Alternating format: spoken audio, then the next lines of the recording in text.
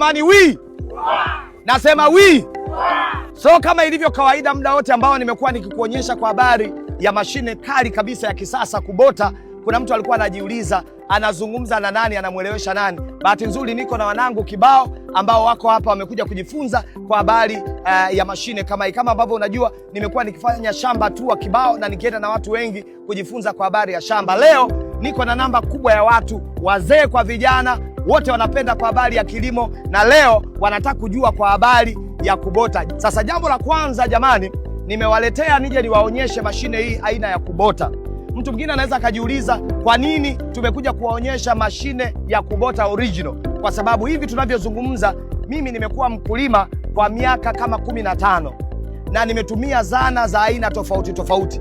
Kinachoniuma sasa hivi ni kuona vijana wengi na wazee wengi wameingia kwenye kilimo, lakini wanatumia zana au mashine feki, zinawagharimu. Unatumia msimu mmoja, haiwezi tena kuendelea na kazi. Lakini mashine hii hapa inaitwa Kubota.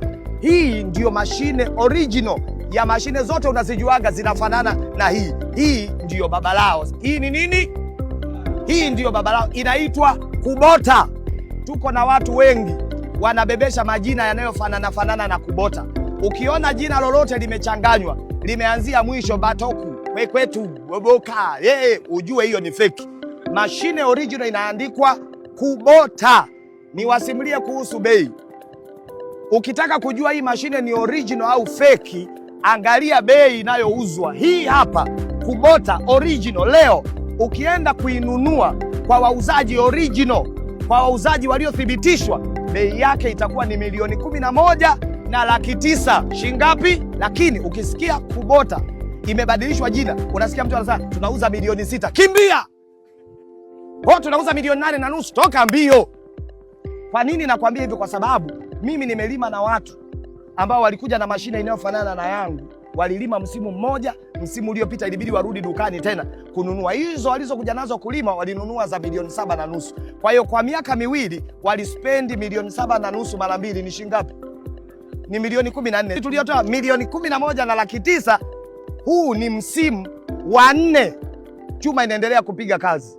Kwa hiyo nimekuja hapa kuwaelewesha ndugu zangu mnaotaka kujihusisha na kilimo, hakikisheni mnapata mashine kali kabisa aina ya Kubota, tena iwe original. Na ziko sign utajua hii ni original. Nataka nikuonyeshe alama chache kwenye mashine inayoitwa Kubota. Cha kwanza, hapa kwenye tenki, angalia kuna hii alama ya K iko hapa. Na ni K kabisa, imekaa hivi ikiwa imefunikiwa hivi.